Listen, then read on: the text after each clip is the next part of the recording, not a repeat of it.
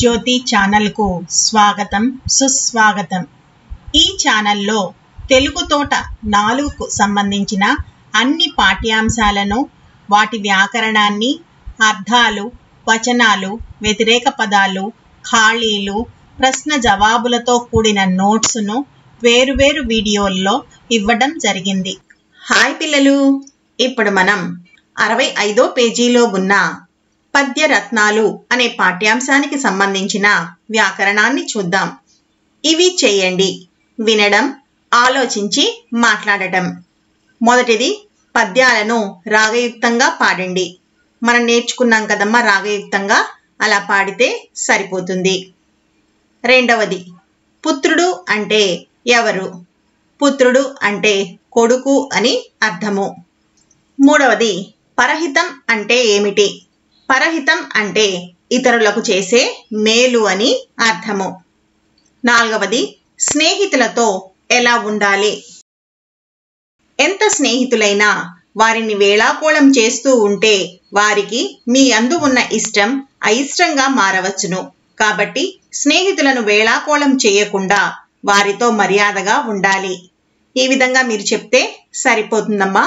ఈ ప్రశ్నకు సమాధానాన్ని నేను నోట్స్లో ఇచ్చాను, అక్కడ చూసి మీరు చెప్తే సరిపోతుంది। తరువాత చూడండి అమ్మా, చదవడం, వ్యక్తపరచడం। చూడండి, కింది పద్య పాదాలను చదవండి, వాటిని పద్యాలలో గుర్తించి గీత గీయండి। ఏం చెప్తున్నారమ్మా? ఇక్కడ కింద పద్య పాదాలను చదవమంటున్నారు। పద్యాలలో ఆ పాదాలు ఎక్కడున్నాయో చూసి వాటి కింద గీతను గీయమంటున్నారు। మొదటి చూడండి అమ్మా, కులము కన్న మిగుల గుణము ప్రధానంబు। ఇది 9వ పద్యంలో ఉంది చూడండి అమ్మా, 3వ పాదం, కులము కన్న మిగుల గుణము ప్రధానంబు। దాని కింద ఈ విధంగా గీత గీస్తే సరిపోతుందమ్మా। రెండవది తేనెటీగ కూర్చి తెరువరికి ఇయ్యదా। మొదటి పద్యంలో ఉంది చూడండి అమ్మా, 3వ పాదం, తేనెటీగ కూర్చి తెరువరికి ఇయ్యదా। దాని కింద ఈ విధంగా గీత గీస్తే సరిపోతుందమ్మా। మూడవది చూడండి అమ్మా, ఎంత చెలిమియున్న ఎగతాళి చేయకు। 6వ పద్యంలో మొదటి పాదం అమ్మా, ఎంత చెలిమియున్న ఎగతాళి చేయకు। దాని కింద ఈ విధంగా గీత గీస్తే సరిపోతుంది। 4వది చూడండి అమ్మా, పరహితమ్ము కంటే పరమార్థమున్నదా। 3వ పద్యంలో 3వ పాదంలో ఉంది చూడండి అమ్మా, పరహితమ్ము కంటే పరమార్థమున్నదా। ఈ విధంగా గీత గీస్తే సరిపోతుందమ్మా। తర్వాత చూడండి అమ్మా, కింది పద్య భావాన్ని చదవండి, అడిగిన ప్రశ్నలకు జవాబులు రాయండి। దేవుడికి పూజలు చేయటం కంటే సాటి మనిషికి సహాయం చేయాలన్న ఆలోచన గొప్పది। మాట ఇవ్వటం కంటే ఆ మాట మీద నిలబడే గట్టి మనసు ముఖ్యం। కులాన్ని గౌరవించటం కంటే మంచి గుణాలను చూసి గౌరవించడం ముఖ్యం। ఈ పద్య భాగం ఆధారంగా కింద ఉన్నటువంటి ప్రశ్నలకు మిమ్మల్ని జవాబులు రాయమంటున్నారు। మొదటి ప్రశ్న చూడండి అమ్మా, పూజ కంటే ముఖ్యమైనది ఏది? పూజ కంటే ముఖ్యమైనది సాటి మనిషికి సహాయం చేయాలన్న ఆలోచన। రెండవది మాట ఇవ్వడం కంటే ముఖ్యమైనది ఏది? మాట ఇవ్వటం కంటే ఆ మాట మీద నిలబడే గట్టి మనసు ముఖ్యమైనది। మూడవది దృఢము అంటే అర్థమేమిటి? దృఢము అంటే గట్టిది అని అర్థము। నాలుగవది కులము కన్నా ఏది గొప్పది? కులము కన్నా మంచి గుణం గొప్పది। ఈ విధంగా ఆ ప్రశ్నలకు మీరు సమాధానాలు రాస్తే సరిపోతుందమ్మా। పదజాలం అని ఇచ్చారు చూడండి అమ్మా, చూడండి, కింది పదాలలో కొన్ని ఒత్తులు లోపించాయి, సరైన ఒత్తులతో పదాన్ని తిరిగి రాయండి। కింద కొన్ని ఒత్తులు ఇచ్చారమ్మా, కింద ఇచ్చినటువంటి పదాల్లో ఆ ఒత్తులు లోపించాయట, ఆ ఒత్తులతో ఆ పదాలను తిరిగి రాయమని చెప్తున్నారు। మొదటిది వాళ్లే ఇచ్చారు చూడండి అమ్మా, పరమారము, థ అనే ఒత్తు లోపించింది కాబట్టి పరమార్థము అని రాశారు। అదేవిధంగా మిగతా 4టికి ఒత్తులను పెట్టి మిమ్మల్ని తిరిగి ఆ పదాలను రాయమంటున్నారు। మానవతము, మానవత్వము, వాసవము, వాస్తవము, విగహము, విగ్రహము, కలవల్లి, కల్పవల్లి. సరైన ఒత్తులతో ఆ పదాలను ఈ విధంగా రాస్తే సరిపోతుందమ్మా. చూడండమ్మా, కింది వాక్యాలలో గీత గీసిన పదాలకు అర్థాలు రాయండి. కింద వాక్యాలలో కొన్ని పదాల కింద గీతలు గీశారమ్మా, వాటి అర్థాలను మిమ్మల్ని రాయమంటున్నారు. మొదటి చూడండమ్మా, మాట కన్నా నెంచం మనసు దృఢము. దృఢము అంటే గట్టిది అని అర్థము. రెండవది, ఛాయ పోలిక కుజన సజ్జనుల మైత్రి. మైత్రి అంటే స్నేహం అని అర్థము. మూడవది, మొదలు చూచిన కడుగొప్ప పిదప కురుచ. కురుచ అంటే పొట్టి అని అర్థమమ్మా. నాలుగవది, తేనెటీగ కూర్చి తెరువరి కీయదా. తెరువరి అంటే బాటసారి అని అర్థము. ఐదవది, ఎంత చెలిమియున్న ఎగతాళి చేయకు. చెలిమి అంటే స్నేహం అని అర్థం. ఈ విధంగా మీరు అర్థాలు రాస్తే సరిపోతుందమ్మా.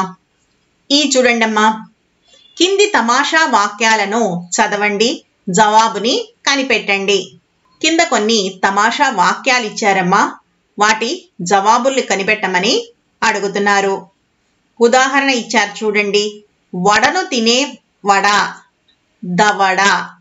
అదేవిధంగా మిగతా 5టికి మీరు సమాధానాలు రాయాలి. మొదటి చూడండమ్మా, రోజాలను పెట్టుకునే రోజాలు, శిరోజాలు. రెండవది, జనాలు తినే జనం, భోజనం. మూడవది, ఖండాలు దేశాలు లేని పటం, కపటం లేదా గాలిపటం, ఏదైనా రాయచ్చమ్మా. నాలుగవది, ప్రేమను పంచే కారం, మమకారం. ఐదవది, తాగలేని పాలు, కోపాలు లేదా మురిపాలు, ఏదైనా రాయచ్చమ్మా. ఈ విధంగా మీరు సమాధానాలు రాస్తే సరిపోతుందమ్మా. స్వీయ రచన. చూడండమ్మా, కింది పద్యపాదాలకు భావాలు సొంత మాటల్లో రాయండి. మొదటి చూడండమ్మా, ధనము కూడబెట్టి దానంబు చేయక. సంపాదించిన ధనమును దానమన్నా చేయకుండా దాచిపెట్టడం. రెండవది, ఎంత చెలిమియున్న ఎగతాళి చేయకు. ఎంత స్నేహితులైనా వారిని వేళాకోళం చేయకూడదు. మూడవది, పరుల కొరకే నదులు ప్రవహించు. ఇతరుల కొరకే నదులు ప్రవహిస్తున్నాయి. నాలుగవది, మతములెన్నియున్న మానవత్వం ఒక్కటే. ఎన్ని మతాలున్నా తోటి మానవులకు సహాయం చేయమనే చెప్తాయి. ఈ విధంగా మీరు సమాధానాలు రాస్తే సరిపోతుందమ్మా. తర్వాత చూడండమ్మా, కొడుకు పుట్టినందుకు ఆనందం ఎప్పుడు కలుగుతుందని కవి చెప్పాడు. జవాబు, ప్రజలందరూ తన కొడుకు గొప్పతనం చూసి పొగిడినప్పుడే కొడుకు పుట్టినందుకు నిజమైన ఆనందం తండ్రికి కలుగుతుందని కవి చెప్పాడు.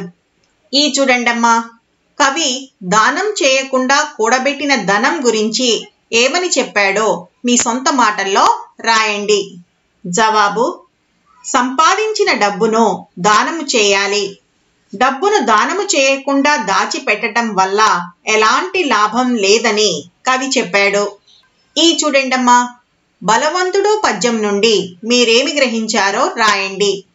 జవాబు, ఎంతటి బలవంతుడైనా కొన్ని సమయాల్లో తనకంటే తక్కువ బలం కలవారి చేతుల్లో ఓడిపోయే అవకాశం ఉంది. కాబట్టి నేనే బలవంతుణ్ణి అనే గర్వంతో ప్రవర్తించకూడదని బలవంతుడు పద్యం నుండి మేము గ్రహించాము. ఈ 3 ప్రశ్నలు సమాధానాలు నేను నోట్స్లో ఇచ్చానమ్మా, అక్కడ చూసి మీరు రాస్తే సరిపోతుంది. తరువాత సృజనాత్మకత ఉంది చూడండమ్మా. పరుల కొరకే నదులు ప్రవహిస్తున్నాయి. ఆవులు పాలు ఇస్తున్నాయి. చెట్లు తేనె పండ్లను ఇస్తున్నాయి కదా. ఇతరుల కోసం మీరు ఏమేమి చేయగలరో తెలుపుతూ చిన్న వ్యాసం రాయండి. ఏం చెప్తున్నారమ్మా ఇక్కడ? ఇతరుల కోసమే నదులు ప్రవహిస్తున్నాయి, ఆవులు పాలనిస్తున్నాయి, అదేవిధంగా చెట్లు తేనె పండ్లను ఇస్తున్నాయి. ఇతరుల కోసం మీరు ఏమేమి చేస్తారో తెలుపుతూ ఒక చిన్న వ్యాసాన్ని రాయమంటున్నారు. ఇతరుల కోసం మేము చెట్లు నాటుతాము, పరిసరాలను పరిశుభ్రంగా ఉంచుతాము, మాకు అవసరం లేని బట్టలను వస్తువులను అనాథ శరణాలయాలకు ఇస్తాము. వృద్ధులకు సహాయం చేస్తాము. పశు పక్షాదుల కోసం మంచినీటిని పెడతాము. మిగిలిపోయిన ఆహార పదార్థాలను వీధి కుక్కలకు పెడతాము. ఈ విధంగా మీరు చిన్న వ్యాసం రాస్తే సరిపోతుందమ్మా. తర్వాత ప్రశంస అని ఉంది చూడండమ్మా. పద్యాల పోటీలో బాగా పద్యాలు చెప్పిన మీ మిత్రులను అభినందించండి. పద్యాల పోటీలో మా మిత్రులు బాగా పాడి బహుమతులు గెలుచుకుంటే వాళ్ళు చాలా బాగా పాడారని వాళ్ళని మెచ్చుకుంటాము. వాళ్ళలాగా పాడటం మాకు నేర్పించమని అడుగుతాము. ఈ విధంగా చెప్తే సరిపోతుందమ్మా. తర్వాత చూడండమ్మా, భాషాంశాలు అని ఉంది. చూడండి, కింది వాక్యాలు చదవండి. సింధూజ పాట పాడింది. సింధూజ పాట పాడుతోంది. సింధూజ పాట పాడబోతోంది. జరిగిన పని, జరుగుతున్న పని, జరగబోయే పని. పాడింది అన్నదేమో జరిగిన పని, పాడుతోంది అన్నదేమో జరుగుతున్న పని, పాడబోతోంది అన్నదేమో జరగబోయే పని. పాడింది, వెళ్ళాము వంటి పదాలు జరిగిపోయిన పనిని గురించి తెలియజేస్తున్నాయి. ఇలా జరిగిపోయిన పనిని తెలిపే దానిని భూతకాలం అంటారు. ఆడుతున్నాడు, ఎక్కుతూ ఉంది వంటి పదాలు జరుగుతున్న పనిని తెలియజేస్తున్నాయి. ఇలా జరుగుతూ ఉన్న పనిని తెలిపే దానిని వర్తమాన కాలం అంటారు. తెస్తాడు, వెళుతుంది వంటి పదాలు జరగబోయే పనిని తెలియజేస్తున్నాయి. ఇలా జరగబోయే పనిని గురించి తెలిపే దానిని భవిష్యత్ కాలం అంటారు. కాలాలు 3 రకాలుగా ఉంటాయమ్మా. మొదటిది భూతకాలం. భూతకాలం అంటే జరిగిన పనిని గురించి తెలియజేస్తుంది. రెండవది వర్తమాన కాలం, అది జరుగుతున్న పనిని గురించి తెలియజేస్తుంది. మూడవది భవిష్యత్ కాలం, జరగబోయే పనిని గురించి తెలియజేస్తుంది. చూడండమ్మా, కింది వాక్యాలు చదవండి. క్రియాపదాలను సరైన పట్టికలో రాయండి. ఏం చెప్తున్నాడమ్మా ఇక్కడ? కింది వాక్యాలను చదవమని చెప్తున్నాడు. వాటి క్రియాపదాలను సరైన పట్టికలో రాయమని చెప్తున్నాడు. ఇక్కడ ఒక పట్టిక ఇచ్చారు చూడండమ్మా. జరిగిన పని, జరుగుతున్న పని, జరగబోయే పని. మొదటి వాక్యం చూడండమ్మా. ఇక్బాల్ బంతి ఆట ఆడుతున్నాడు. ఆడుతున్నాడు అన్నది జరుగుతున్న పనిని తెలియజేస్తోంది.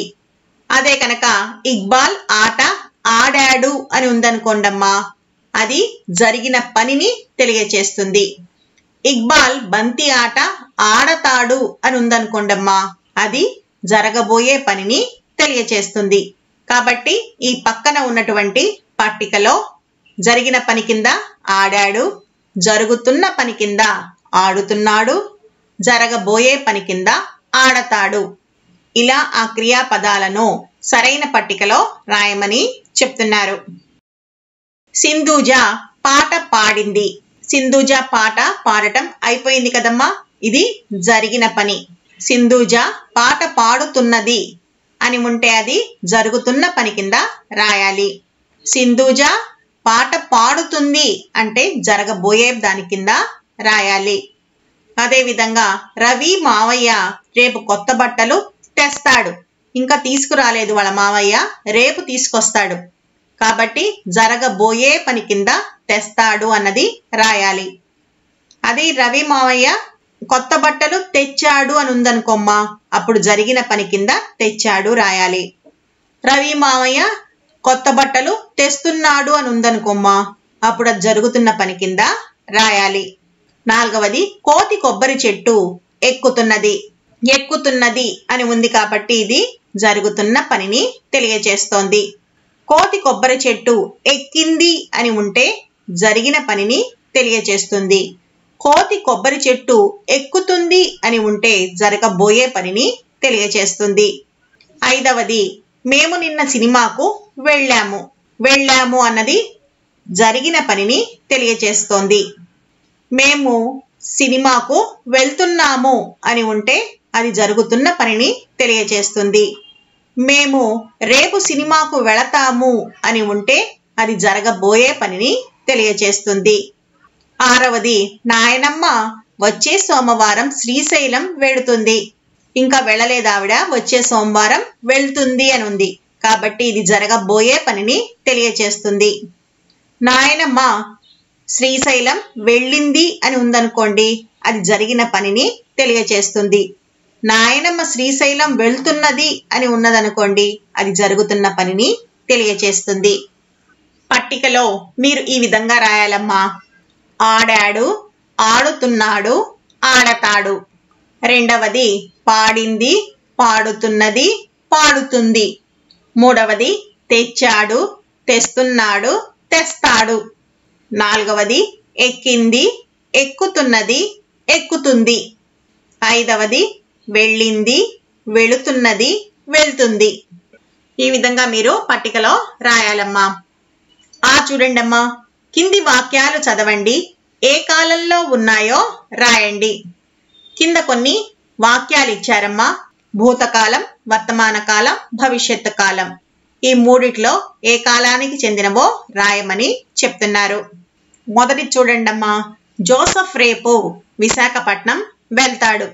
ఇంకా వెళ్ళలేదు, రేపు వెళతాడు. కాబట్టి ఇది భవిష్యత్ కాలం. రెండవది రమణి సినిమా చూసింది. రమణి సినిమా చూడటం అయిపోయింది. కాబట్టి ఇది భూతకాలం. మూడవది హర్షిత పాఠం చదువుతున్నది. హర్షిత ఇంకా పాఠం చదువుతూనే ఉన్నది. కాబట్టి ఇది వర్తమాన కాలం. నాలుగవది ఖాదర్ కథ రాశాడు. కథ రాయడం అయిపోయింది. కాబట్టి ఇది భూతకాలం. ఐదవది మణిమేకల ముగ్గు వేస్తున్నది. మణిమేకల ఇంకా ముగ్గు వేస్తూనే ఉంది. కాబట్టి ఇది వర్తమాన కాలం. ఆరవది రాబర్ట్ రేపు ఇంటికి రంగులు వేస్తాడు. ఇంకా రంగులు వేయలేదు, రేపు రంగులు వేస్తాడు ఇంటికి. కాబట్టి ఇది భవిష్యత్ కాలం. ఈ విధంగా మీరు కాలాలను రాస్తే సరిపోతుందమ్మా. తరువాత వీడియోలో ఈ పాఠ్యాంశానికి సంబంధించిన అర్థాలు, వచనాలు, వ్యతిరేక పదాలు, ఖాళీలు, ప్రశ్న జవాబులతో కూడిన నోట్స్ను చూద్దాం. ఈ వీడియో మీకు నచ్చినట్టయితే లైక్, షేర్ మరియు సబ్స్క్రైబ్ చేయండి. కొత్త వీడియో నోటిఫికేషన్ కొరకు బెల్ ఐకాన్ను ట్యాప్ చేయండి.